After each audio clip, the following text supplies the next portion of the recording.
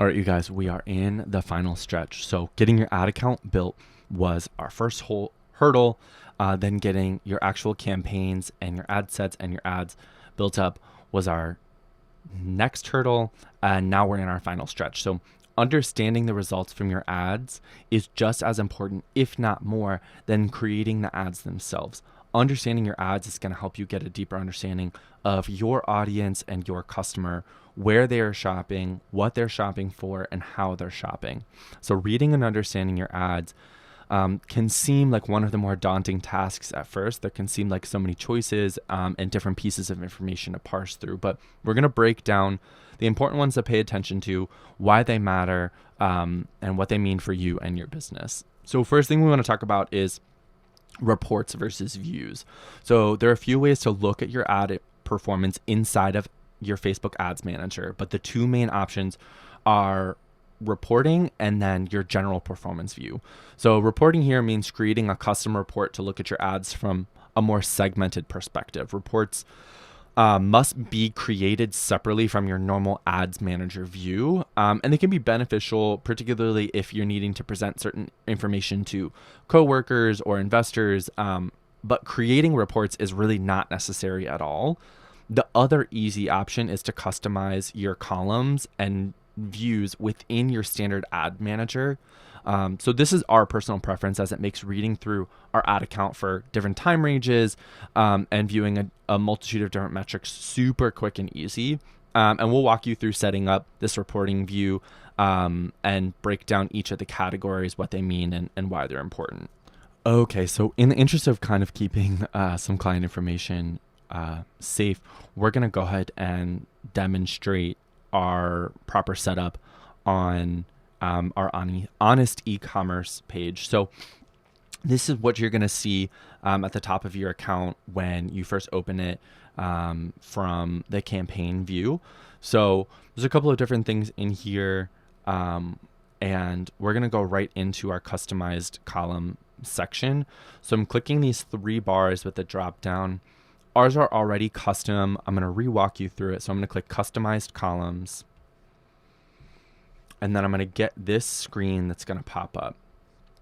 And there's a ton of metrics in here. And as you learn more inside of the platform and understand, what each of these mean and how they affect, you can kind of get into more and more of these. But we're going to go through and kind of click on the important ones. Some of these are automatically going to put in here. And then we'll run through, how we can organize them a little bit more. So automatically I've got results, reach, impressions, delivery, amount spent, CPC, CTR. And we're going to add in here frequency. And don't stress, we will explain what all of these mean. So I'm going to add in frequency here. And then I'm going to keep rolling. So I've got CPC, CTR. So as I roll down, we've got a couple of different columns here, right? So I've got ad relevance diagnostics. I've got cost. I've got page post. So this is things like engagement, cost, page and post, messaging, cost messaging. So there's a ton of different metrics inside of here. So we're going to keep scrolling down. So we've got to clicks here. So I like this link. I like this link clicks. You can separate those out to unique link clicks, meaning, and if you hover over these, Facebook's going to tell you what this means. So the number of people who performed a link click, and that just is like an individual one. So I'm going to keep going down. So we already added CPC in. This is going to be a little bit more targeted, but you've got it at the top level. And then we want to get down here. And these are going to be events. These are going to be metrics based on your standard events. So in your account, because we care about purchases, because we care about return, I want to go down here and I want purchases and I want purchase ROAS, return on ad spend. So my screen's giving us a little bit of a glitch here, but you can see this far left-hand column is total. Then the next one over is unique.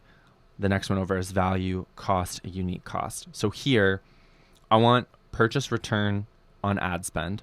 So I want that value, or I'm sorry, I want that total. I want the purchases total, and then I want,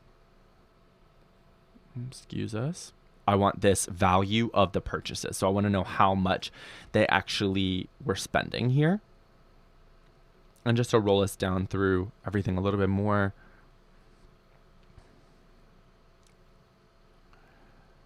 So you've got some more things in here. You can add even more metrics down, goals, budgets.